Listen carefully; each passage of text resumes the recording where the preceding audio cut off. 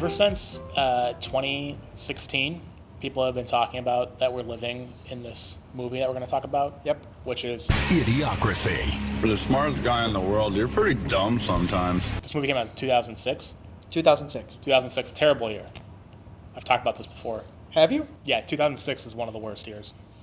Why is 2006 I just one of the worst associate it years? with shit. I don't know why. I said this in a different episode. Dane Cook was on the cover of Time magazine. 2006 was the greatest year of my entire life. I feel like there's several years that you have said have been the worst year, and not just 2006. I think it's mostly 2006. 2005, 2006. Okay. 2000 maybe wasn't very good. I'm pretty partial to 2000, but that's... What's it when you got married? But What's 2000? that's when I graduated high school. Oh, sorry. I'm bad at math. Is that when you had your first kid? That makes sense. No, sorry, you were a teenager. Yeah. Yeah, 2006 is shit. I associate with, like, I don't even know if this movie came out in 2006. This is just my assumption. Good Luck Chuck or Employee of the Month. There's just, like, I think every movie that came out in 2006, besides maybe Hitch. I mean, I That do might be feel like 2005. around that time was when Dane Cook was a big. That's what I'm thing, saying. Right? That's a big part of it. He was on the cover of Time magazine. Well, you were on the corner, the little corner thing. It wasn't not like when the president is on the cover. But yeah, there's a lot of shit there. This movie came out in 2006, was not popular until it ran as a rerun on Comedy Central. Yep, we've talked a lot about that, right? Because same thing with Office Space, which is another Mike Judge movie. Yep. I probably watched it for the first time on Comedy Central at 2 a.m. in 2008 or something. I don't even know if I knew that this movie was coming out. I don't know if it really came out. I mean, sure, it came in some theaters. I'm sure, but I didn't know about it until watching it on Comedy Central, like when they would just like play it. When Comedy Central showed movies on a regular basis. Have you watched, well, probably not because you don't have cable, but watched Comedy Central recently? No. It is just nonstop Seinfeld or Office reruns No! God, please, no! for like 12 hours straight. Then they play South Park and The Daily Show and then do the same thing over. Channels are stupid. Yeah, Like, they it's are. ridiculous. They are. I don't know why they just don't play movies all the time. But also, watching a movie on cable is brutal. Because of all the commercials? Commercials, yeah. They cut at the worst times. I was watching Django Unchained. On, I think it was AMC. Another one of those movies that you're like, let's see, we're flipping through the channel. Oh, Django Unchained. Let's watch this movie. I just need something light as background noise. And right before Christoph Waltz shoots Leonardo DiCaprio, like a few minutes before it went to commercial. You really want me to shake your hand? I insist. If you insist. Whopper. And then comes Toyotathon. comes back 4 minutes later, and then he shoots him. So yeah, watching a movie on cable is not good, but I'm sure I've seen Idiocracy on cable more than not. Yeah, for sure. And that's where I got acquainted with this movie and did not appreciate it necessarily until we started getting closer to 2016. Which, of course, raises the question, is Mike Judge a witch? Because he can predict the future pretty much with every single one of his properties. It's good at social, like, satire. King of the Hill. Do you watch King of the Hill? I did, yeah. It's actually brilliant. I loved it as a kid, too, but now that I watched some of the reruns, I realize how smart the show was. As an aside, before talking about King of the Hill a little bit coming more, back. Did you hear that apparently they're trying to make a reboot of King of the Hill? Not trying. It's official now. Oh, it's official now? Yeah. And is Mindy Kaling in charge of it? Like, I had read I something hope that not. I didn't they said hear that that. she was in charge of it, and it was after this whole Velma thing that happened. That, Oh, I didn't hear that part. I hope not. I don't know. That's That just seems that weird. was something that I had heard. That, Nothing like, against her. That's just not. Doesn't make any sense. She did not apparently do a very good job with Velma. I haven't seen Velma, but apparently the internet does not think she did a good job with it at all. It's not surprising. But Brittany Murphy, who voiced Luann, and I think other voices, passed. yeah, so I mean, So it I don't makes know it what they're gonna makes do. it hard. Yeah, they shouldn't reboot anything No, they should not. ever. But with King of the Hill, right? We're actually talking about living in the future, right? We are currently at a time in the world that the ridiculousness of talking about gas stoves natural gas as a cooking method. And here you got Hank Hill, his propane and his propane accessories. I provide the people of this community with propane and propane accessories. And demonized even back then for his propane and propane accessories. Taste the meat, not the heat. Strickland propane slogan. You know, King of the Hill, I don't know you. That's my purse! I don't know you! That's my purse. I don't know you. You know, things like of those quotes. Same with Idiocracy. Same with Office Space.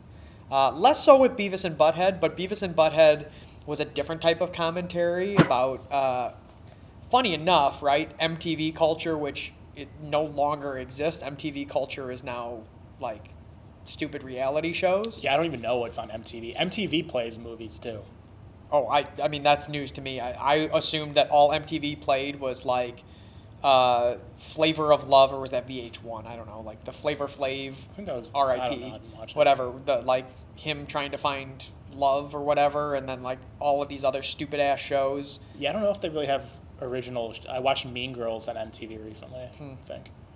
I was watching a lot of movies on cable. Apparently, yeah. This is what I'm missing out on, is watching these movies on cable because I don't have cable. Mike Judge just seems to, he's got his finger to the pulse.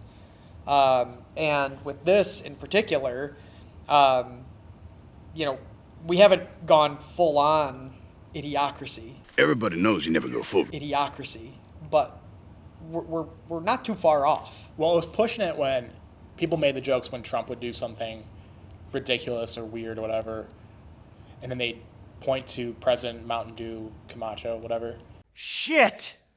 I know shit's bad right now with all that starving bullshit and the dust storms and with we running out of French fries and burrito coverings, but I got a solution. And that's funny enough, you're making a joke, whatever, but it was really starting to push it when after Trump was elected, then people are like, maybe The Rock will run for president, and maybe Oprah will run for president, maybe there's somebody else big that I'm forgetting, a celebrity. Oh, I don't know. I know that there's The Rock been a bunch was always of Mark The Rock, Cuban, who's more credible than The Rock. I should have ended with The Rock on this list, but all these names popped up, and it's like, this is Idiocracy. If the guy from The Apprentice is running against a guy who used to be in WWE, Yeah. that would be Idiocracy. And The Rock being president, and not just The Rock now, where he's more of a movie star than he was a former wrestler, but The Rock as like a wrestler as president is almost exactly the same as Mountain Dew Camacho. Yeah, for sure. Shut up, bitch! Although I'd like to think that it seems like The Rock has more intelligence than Terry Crews's character. No offense to Terry Crews, I mean, he does a fantastic job. Shut up, bitch! In this role, it's not him, it's the character. Right. I like to think that The Rock has, you know, more intelligence there. Oh, than yeah. that. But the dumbing down of society that goes on when they kind of Fuddruckers Oh yeah. turning into butt fuckers over time. And Yep. It shows the evolution of Fuddruckers becoming butt fuckers. You can point to a million different things that are kind of like that. Also, is Fuddruckers still around? I don't think so. Shut up, bitch! I know there used to be a Fuddruckers in The one in Schaumburg. Northbrook or Deerfield. Northbrook, I think. It's like right on the border, like Northbrook and Deerfield, or Highland Park. But that has been gone for a long time now. It might be dead. It was okay. This has been your Fuddruckers Geography Corner. I mean, it was fine. It was, and the funny thing is that was burgers before burgers became like the thing, right? The culinary thing, right? 'Cause, well, think about it like this, right? That was a time like everybody loved burgers. Yeah. Like it's not that like burgers became that burgers weren't a thing. People always liked burgers, but in the culinary world, there's always these like ebbs and flows of like what is the thing. And for a while there, burgers and burger joints were Fast food? no, like so like for example, Kuma's before like Kuma's was right on the cusp. Like they had started and then they kind of got big and everyone was like, "Oh, burgers, go to Kuma's. Kuma's burgers are really really good." And they are and were. And then you had all of these other places, DMK Burger, which is in Lincoln Park. slightly a little bit later, you have au cheval and small cheval. So you mean like and nicer, trendier burgers? Yeah, so I'm not talking about fast food. I'm talking about the next level up of sit-down restaurants or... Like Fuddruckers was a gourmet, nicer thing before that was a trend. Yeah. So like it was fast food, but it also wasn't fast food. You know, like it's kind of that... It's good food quickly. It's upscale. So it's like Applebee's. They had an ostrich burger on the menu at They did? Fuddruckers, yeah. Oh. You know, they say ostrich has less fat, but you eat more of it. I've always thought that this should happen with hot dogs. Like hot dogs becoming a thing? Yeah, like that. There was a minute that it did, but it died out very quickly. Yeah, it's the minute coming up right now.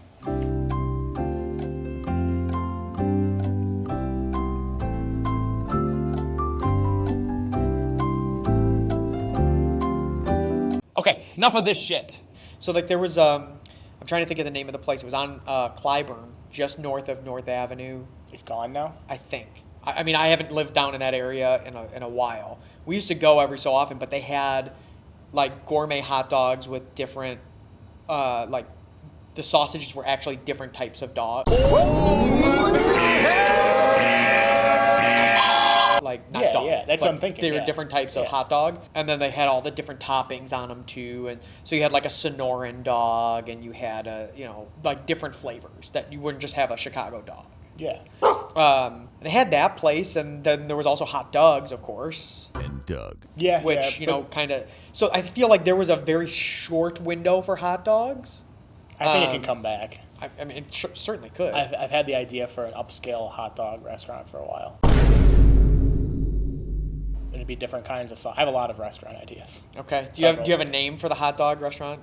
No, that's the downfall. You don't want to do too much sexual innuendo with the name, because that might turn people off. Right. Yeah. That's the tricky part. Yeah. I also had the idea for a hibachi restaurant in Japan, but it's all American food, so it's like burgers and hot dogs. Wasn't that from South Park?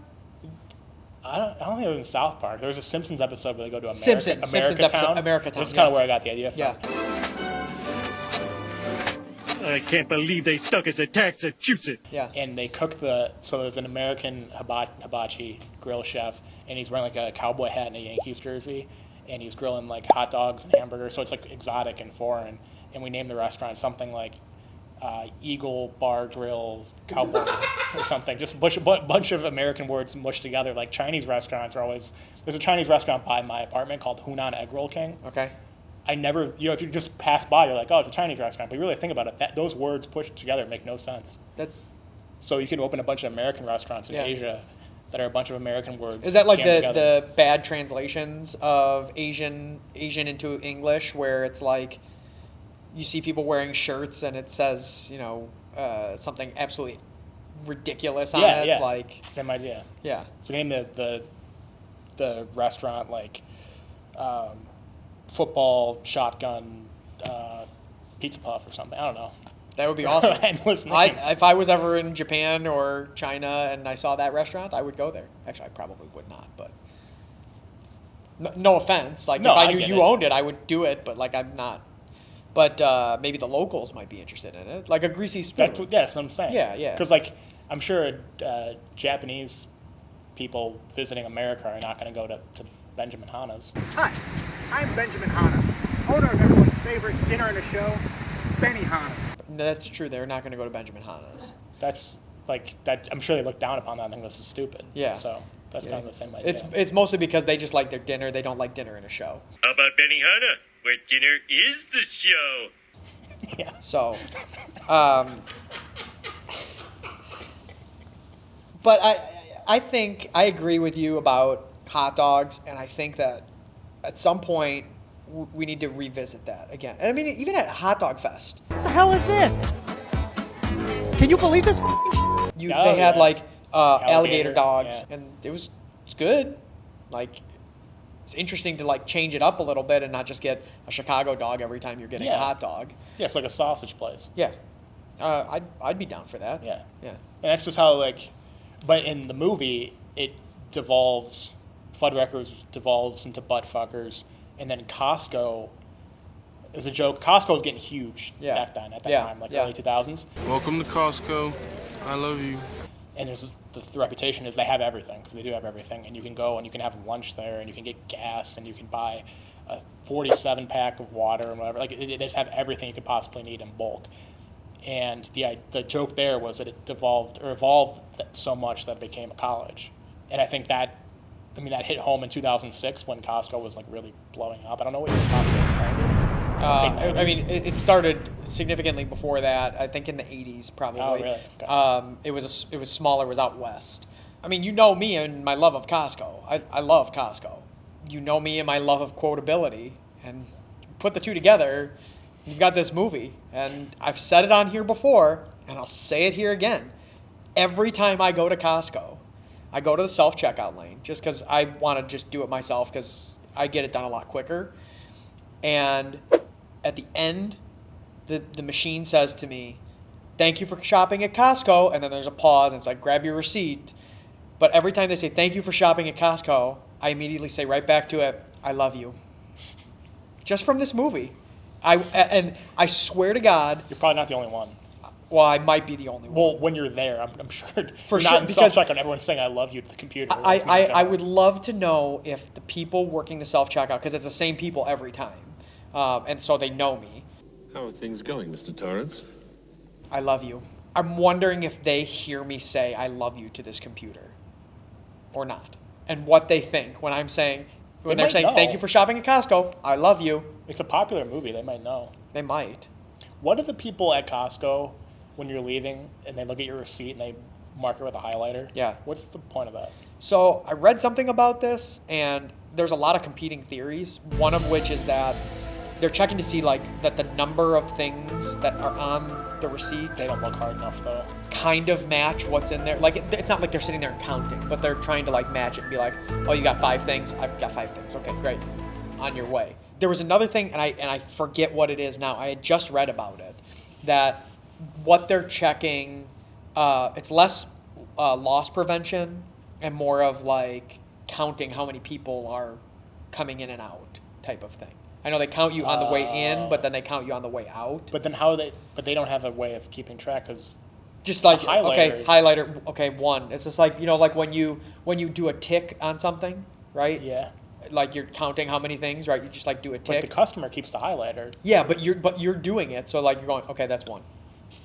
Okay, that's 2. There was again, I'm probably getting it way wrong, but there was something that I just read about why they do that. It just seems like the easiest gig. And it's not actually counting. So I think I want that job. That seems very simple. They switch them around. Oh. Because every time I go to my Costco, there's a guy who has his name tag, and he made it, because you can kind of put however you want your name tag to be, and he made his name tag like the Key and Peele sketch. His name is Aaron. You done messed up, AA Ron! And so he has it say AA Ron with the hyphens. And I know him every time I see, sometimes I see him on the way in, and sometimes I see him on the way out, which I always hope to see him on the way out. He's delightful. This AA Ron is delightful. And so, he called, "Have a good day, boss." Just tell him you love him. I should tell him I love him. Welcome to Costco. I love you. Maybe I'll do that the next time I go. I'm actually going to Costco tomorrow. So I will say I love you to AA Ron when I go to Costco. And then see his reaction. I will say it, yeah. He might get a giggle. He might get a giggle. We'll see. I think more people have seen this. This is one of those movies where it's I think you feel like you're one of the only people that like it. It's like an inside joke, but in reality, everyone thinks it's hilarious. Yeah. Where it's it's a dumb movie, and you don't want to admit liking it, but you like it type of things. Yeah. You thought because it wasn't a big theatrical release, you discovered it one night and you thought it was funny, and then you might mention to someone else and you're shocked that they also found it was funny. Yeah. But in reality, everyone saw it at Comedy Central at midnight one night. Yeah. And now everybody talks about it as being us living in Idiocracy. Right. Which, the funny thing is yes, everybody talked about it with Trump, but this whole past 8 years, actually, when you include President Biden in there too, it's all kind of Idiocracy. Yeah, the news they're all the is same. all Idiocracy, yeah. Everything is all the same. Yeah. The water plot line in this, I feel actually hits home too. You realize how many people don't really drink that much water? A lot. It's shocking. When I was in college, my freshman and junior year, I don't remember having a sip of water. And I wasn't aware of it at the time. But I would have like 7 cups of coffee and then transition to like Miller Lite or something in the evening. And it never fazed me just because I don't know, I just didn't know the benefits of hydration. Yeah. My senior year, I started carrying around a water bottle, and I just started feeling like good all the time. Like I could think, I'm like, what's going on with me? This is amazing. I got a little pep in my step, and I realized it was because of the water. And then I had a couple instances in my early 20s where I was like I wasn't hospitalized, but on 2 occasions was so dehydrated that I probably could have been rushed to the hospital. And this one time it was in New York. Little city outside of Hoboken, New Jersey. And I had a bunch of coffee. It was 105 degrees or something stupid. We went to the Yankees game. We had a bunch of beer there. We're drinking all afternoon, and I'm like feeling like shit. I have no idea why I feel like shit. I'm pale in the face. I dry heaved in a Wendy's bathroom in Manhattan. My friends are like very concerned, like what's going on with him? I don't know what's going on. I had 1 glass of water, and I was like back into it. I'm like, oh, water. So now I just I drink so much freaking water because I'm afraid of dehydration. And I learned recently that there's a lot of people that just do not drink water. Yeah, for sure. I think in college I had a similar thing where if I wasn't drinking like beer or something else, I was drinking pop. Yeah. And I was thinking to myself, well, there's water in pop. People think that way. Like, there's water in it. Like, it's okay. It wasn't until like much later that I cut pop out completely, and all I drink now is like from the Soda Stream. I just got one. It's very nice. They're fantastic. Yeah, I love it. Now, I'm sure somebody will tell me how Soda Stream is bad for you and it's bad for your teeth because of the carbonation and the what. Like, all I know is I go through so much water with the Soda Stream so I have the Soda Stream and I have 5 canisters. You can't keep getting away with it! Of the CO2. 5 canisters. The same bottle over and over. Well, so that's what I'm saying is like how much I use it. Gotcha, I have 5 canisters. So like I'll go like for like a month and then like go through all 5 of them, take them into Bed Bath & Beyond, swap them out, and do it all over again. So this way I'm not going like every week because that's how much Soda Stream we have. How many pulls of the lever do you do? So I have one of the ones now. Like it used to be one of the ones that you do manually. Now I have one that you push the button and it like I'm Mr. Fancy Pants now. Okay. You push the button and it like bubbles up. So I do the three bubbles. You know, there's like 1, 2, and 3. Yeah. I do 3. So you do the most bubbles. Yeah, I do the most it bubbles. says on the thing to not do it more than 6 times. I guess for the most carbonation, I do like 9. I pull it out and there's like smoke coming out of it. Yeah, for sure. Yeah. Look, my kids love Soda Stream. Like they call it bubbly water. Can I have some more bubbly water? And that's what they drink. I'ma be popping that bubbly. So like we don't in the house, they don't really aren't sitting there and drinking like juice boxes or things like that. Like they're drinking bubbly water. This is a great ad for Soda Stream. Soda Stream is a fantastic company, and you make me smile like the sun, fall out of bed, sing like a bird, dizzy in my head, spin like a record, crazy on a Sunday night. I've got some Soda Stream actually in my cup here. Look, this is we're doing cross promotion here. In my Tervis tumbler.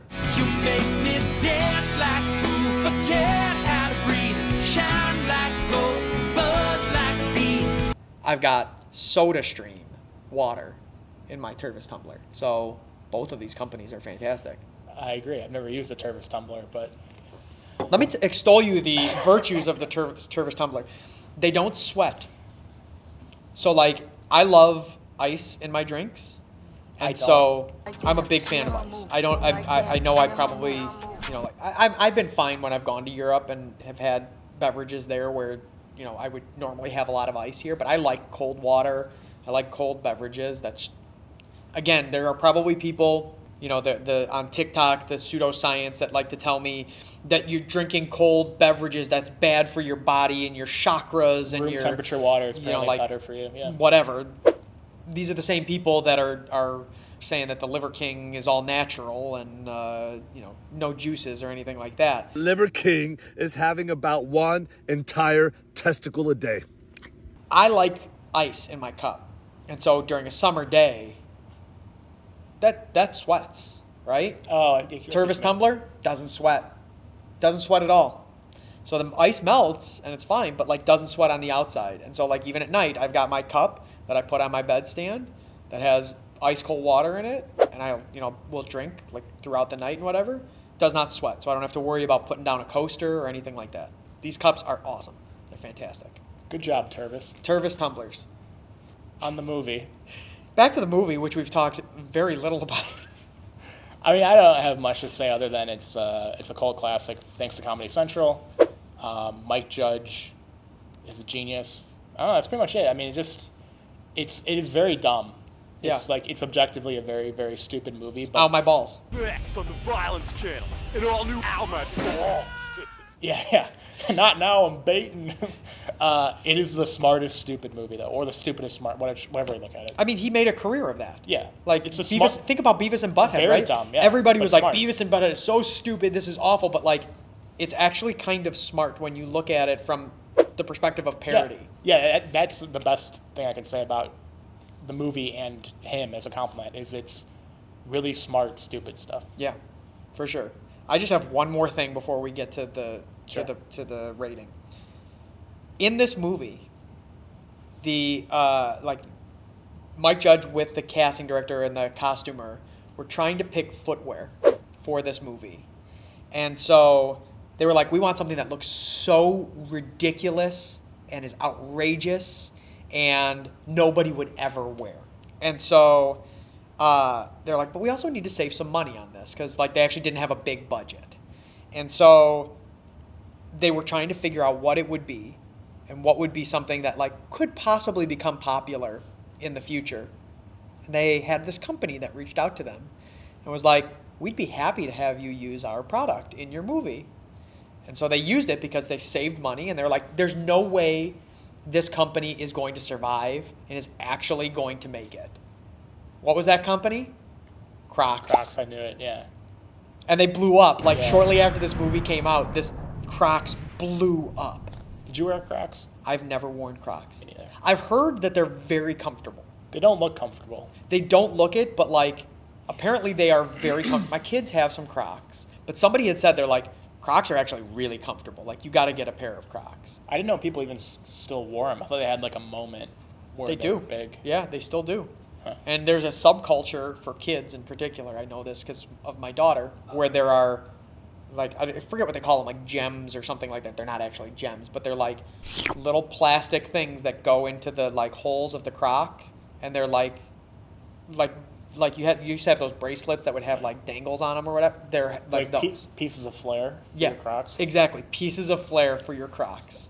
Well, like Brian, for example, has 37 pieces of flair on it. I think the score of this movie is like mid sixes, like a 6.5. I want it to be more than it is. I'm gonna say that it's probably at like 6.3, just because people are looking at it and they're being like, "This movie is so dumb." 6.5. 6.5, nice. I thought for a second he was gonna go 6.9 sex number because it. With you smiling. Yeah. I bet it was lower and then it got higher. I'm sure after the fact, for sure. Yeah.